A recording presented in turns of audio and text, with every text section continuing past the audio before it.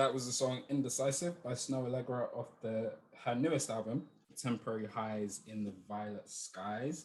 This album was released on July 9th, 2021. It's 15 songs, 46 minutes, 26 seconds.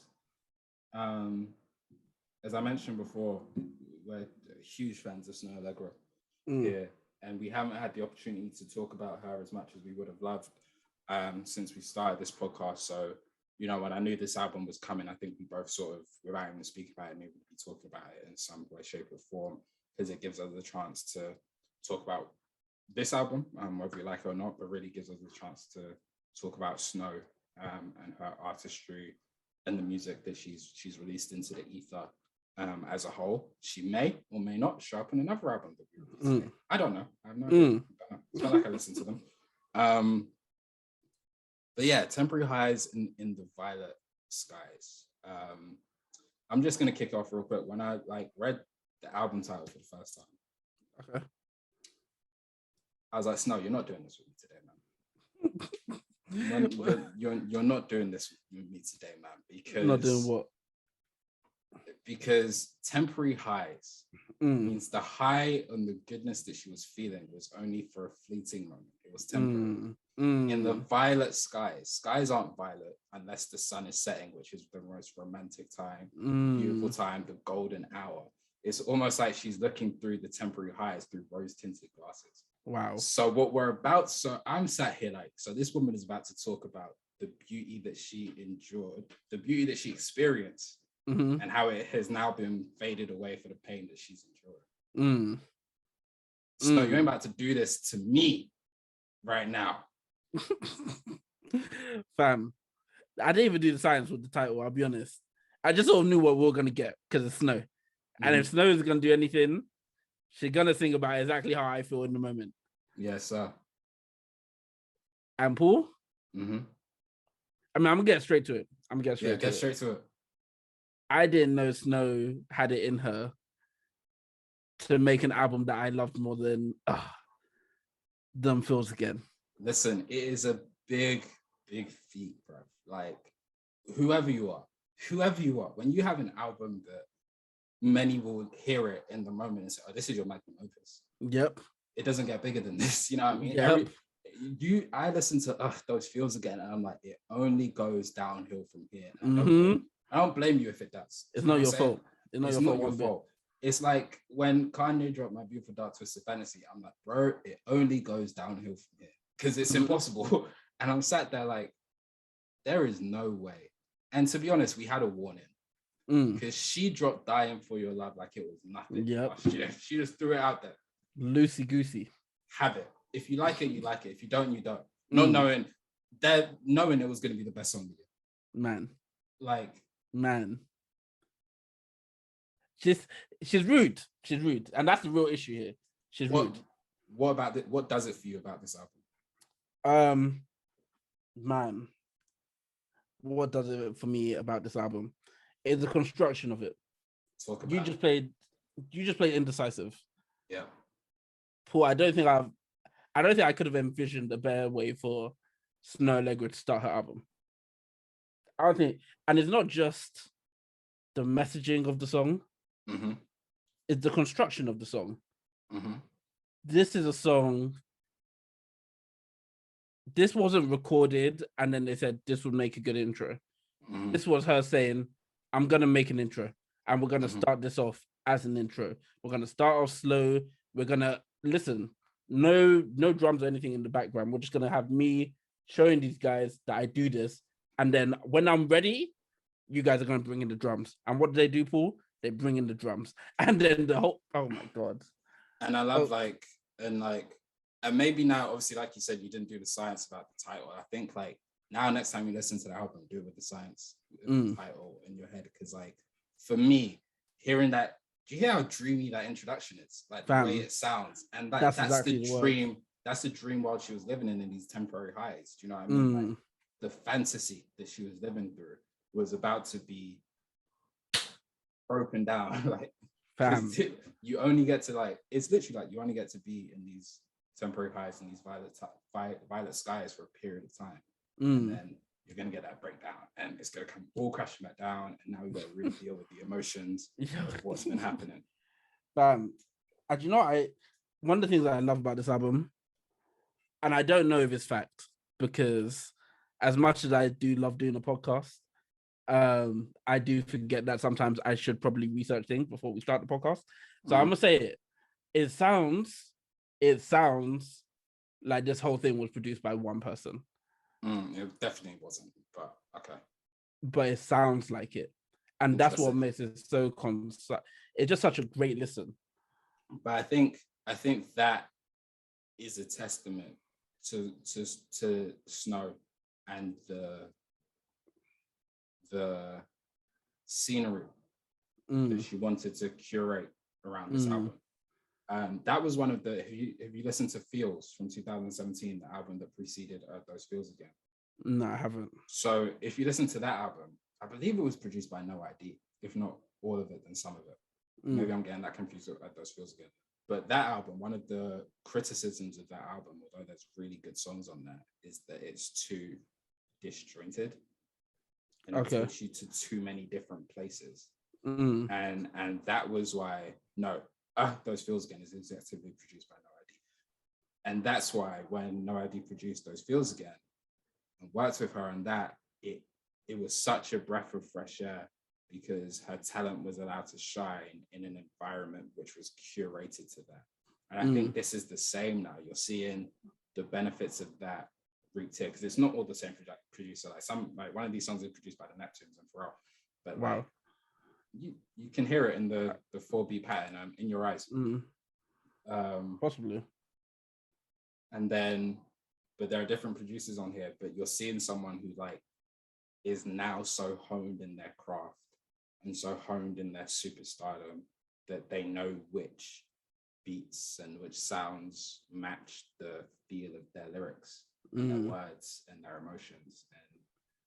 And that blends into a delightful amalgamation. I completely agree. I agree. Here's the thing, Paul. Because I did say earlier this podcast, that Wizkid is the greatest, the most iconic artist in the world. I'm about to completely contradict myself. Yeah. Because I want to quickly talk about the features on this album. Okay. And if I'm talking about the features on this album, Paul, there's one guy who's consistently shown us that he only needs about 30 seconds every 3 years to remind us that no one can actually mess with him. No one does music better than the singular individual. Fam, what does James Fauntleroy smoke? And how can I get my hands on it? What does he want? Genuinely, because you can't keep terrorizing us like this. Yo, this guy, it's crazy. It's crazy what he's doing, because he literally will disappear and we will not see him. We will not hear him. We might hear his pen here and there, but we will not see him. We will not hear him directly. And then he will come onto an album that no one expects him to be on. Yeah. He will say, yo, 30 seconds at the end of that song, let me have it. He'll take it. And now I'm here in the exact same place I was 2 years ago saying, are we sure that there isn't a James Fauntleroy album somewhere? Like just somewhere in the ether. I'm sure it has to be on a memory disk somewhere. Fam, like I'm sure he's recorded something. It's on a hard drive somewhere. You can't tell me it's not. And I'll pay whatever he wants for it. I'll pay it. Whatever money, I'll buy that NFT. Fam, I'll get it together. I don't mind. I've been playing GTA all year. I can't do a bank heist? I can do a bank heist. I know exactly how to do that shit. I'm a professional at this. If anything, they overcomplicate it. Fam, like what? Okay. Firm a few shots from the cops.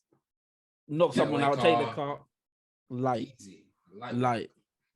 We just have to source a helicopter and we'll car. That's really it. We just need a bunker to set it all up and we're done. What obviously you mentioned On My Mind featuring James Fauntleroy, which is beautiful. What other songs stood out to you and have you believing that this is better than Those Feels Again?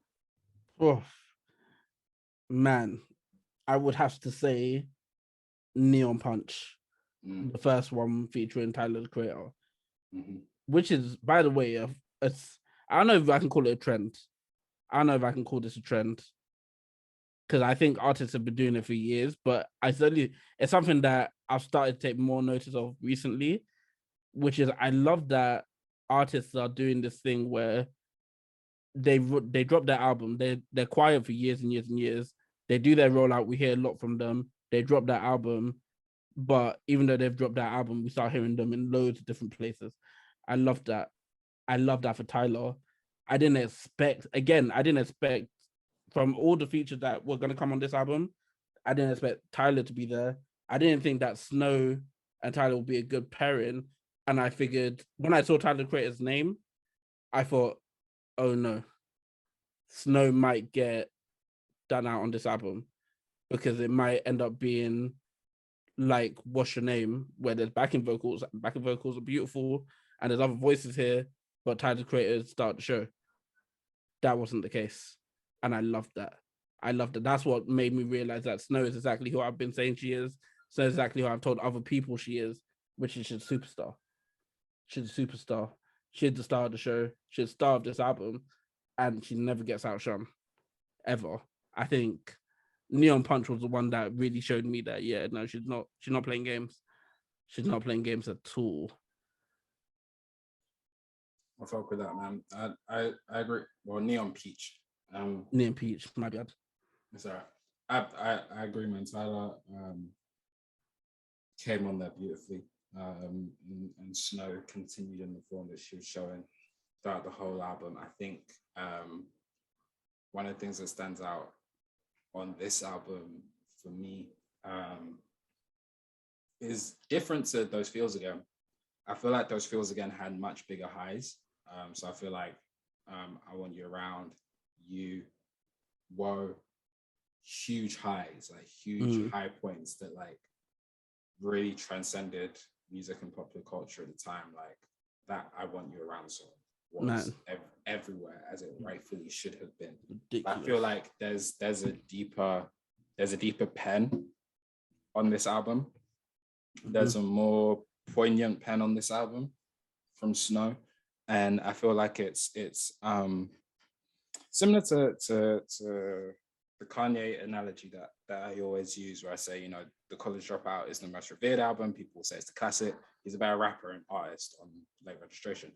And I feel that here. I feel like Those Feels Again will probably stay as her magnum opus, but there's so much growth and development that you see on this project, which is crazy, because I've been saying for 2 years that like it's been quiet for everyone since all of the female R&B artists since Snoh dropped Those Feels Again. Yeah. Do you know what I mean? It was quiet for all of them. Like they all went hiding. It was only fucking Janae and Kehlani who had who thought, let me come out there and try and do something. Snoh had it quiet for a lot of them, and for her to then elevate above that is ridiculous. Like for Dying for Your Love to be what it is, one of the best songs of last year. I think it will be one of the best songs of her career. I think one of the best songs she's ever written and put out.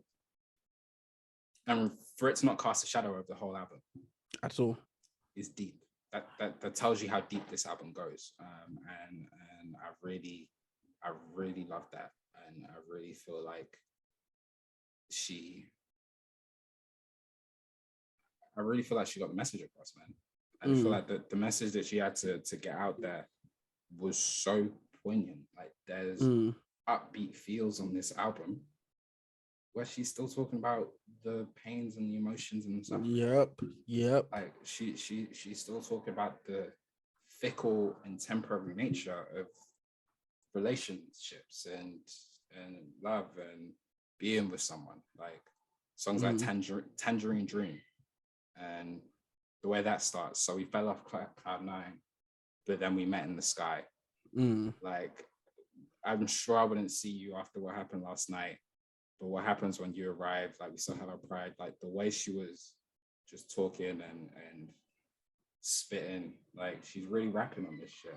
And yeah, man, huge huge love for this project. And I think with this album, and I think this is the reason that I think I love it more than Those Feels Again, assuming it's not recency bias, because it could easily be that. But my biggest thing, and I think you sort of touched on it a bit, Are Those Feels Again, for me at this point, when I go back to it, there's certain songs. I still enjoy the album a lot. This doesn't take away from the album at all. But for me, there's certain songs that I'm always going to run back to. Me personally, first song I play is Toronto every time because, wow, magic for me anyway. And that's not even because of my basketball affiliations. And then obviously you have the hits from that album that I'm going to run to every single time. Like the hits stand out way more.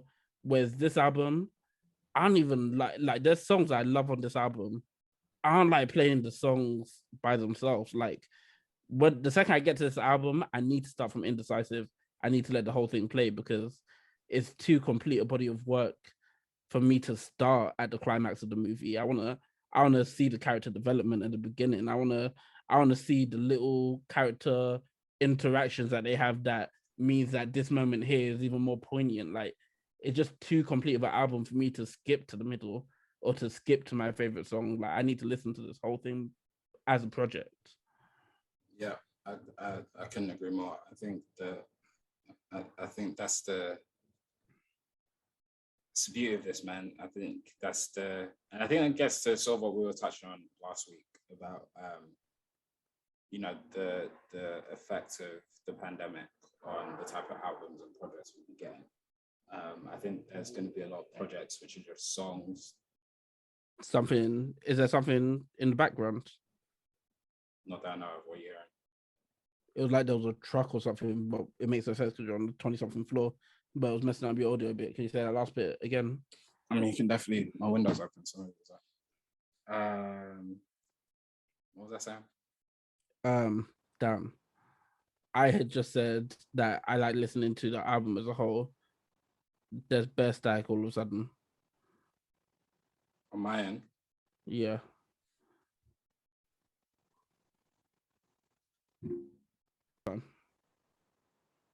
I love that. And so I know you just said that you prefer listening to this album as one album, but I am going to ask you to pick a song to let people who need a preview know what they're getting into. I'll say listen to Indecisive. Mm-hmm. And that might feel cheap because it's a song that you started us off with. And I've said that I like to go straight to number one and listen to the whole thing. But I think once you hear the whole Indecisive song, I don't see how you click off this album at just Indecisive. I think once you've listened to song number one, there's something so magnetic about it. You have to listen to song number two. I liken it to accidentally catching 10 minutes of Love Island. Now you need to know what happens with every relationship, and now you're 17 episodes in to reality TV that you have to watch every day at 10 at 9 p.m. before Twitter ruins it. I promise you it's not the same thing. It's very easy. I'm in the gutter right now, boy. I can't do it. I know. I know. I have social media too. I'm with Twitter. Like, I'm tweeting like crazy. Yeah, I have social media too. And I was like, nigga, no, not you. I said, they got you? Oh my God. Like, it's tough, innit? Because I can't even mute Hugo. Because if I mute Hugo, I'll never hear anything about Hugo Boss again. So it's like, can't mute Hugo. Like, yeah, that's a crazy reason not to mute Hugo. I have so many, like, all the Love Island names for like the past 4 years are muted, every single candidate. Because I personally don't watch Love Island, and it then just means my TL is just unreadable. So I'm like, y'all niggas have your fun. I love the fact that everyone enjoys it. I think it's great. Just seeing that, not necessarily for me. So I just go on every year, whatever name's coming up, mute. Why don't you just mute the hashtag Love Island? Because no one hashtags Love Island. Bare people hashtag Love Island. Not on my Twitter. They don't hashtag Love Island. They tweet, Kaz is moving mad, or Hugo, or Liam doesn't know what he's doing. He's confused. And I'm like, He's definitely not confused, by the way. I like Liam, but we're not a Love Island podcast. We're most definitely not. You need a different co-host for that. Indecisive is a great pick. And to be honest, if you've had Indecisive played here on this podcast, I don't know why you're still listening to us and not listening to Temporary Highs and Violet Skies, but thank you. We appreciate it. I fuck with that. Just like that for me, man. It hits personally for me. The first lines of that song, from the moment I met you, I knew that you were something special every day. And after that, I knew that I finally found my treasure. Again, add that and then read what the title of the album is like. But even then, the song title is just like that. Like, you hit me just like that. Like, from the moment I met you, it hit me just like that. You were something special, and she just carries that on throughout the whole song. And it's really, she isn't even really in her bag lyric wise on just like that. Like, it's very simple. It's very repetitive of like the hook and the bridge, but what a hook, what a bridge. And it's the whole, it's like we said at the beginning, the whole feel and curation of the album and its placement on the album takes the song to a higher plane. So I would say just like that. I also would say Tangerine Dream, but at the end of the day, if you've had Dying for Your Love, then you should be listening to this album, because it's the whole album. The way the album builds into Dying for Your Love and then closes out with Save Yourself is absolutely ridiculous. Like, beautiful. It's absolutely ridiculous. Snoh, you slapped this one out of the park. Kex, can you give it a rating out of 10, please? Man, I would personally want to give it 12 out of 10, but I know I can't do that. So I'm gonna give it an 8.5 out of 10. Cool. And ask me again in a year's time. And if I still think as highly of it as I do of it right now, then it's starting to pass the timeless test, and it will probably jump up to a 9.5 for me. Is how much I love this album. Cool. I'll ask you again in a year. I'm right around that same boat. I think it's an 8. I think she slapped this shit out the motherfucking park. I would not be surprised if it ends up at least nominated for a Two Stubborn Nigerian Award in some way, shape, or form. But it's not like I'm part of the committee or anything. So we would have to leave that down to the powers that be. And we know that they can get a bit crazy at times. But Snoh, thank you for the album. We're still waiting on the vocals. Fam, and people stopped. No, I can't do it again, because the people are gonna say I'm getting too repetitive out here. But you guys have stopped atting Snoh for our vocals, but you're saying you want the album. It doesn't make sense. They're saying they want merch. Do you see what, Raheem? This is what I meant when I say the whole world wants you to pray for them, but who the fuck is praying for me?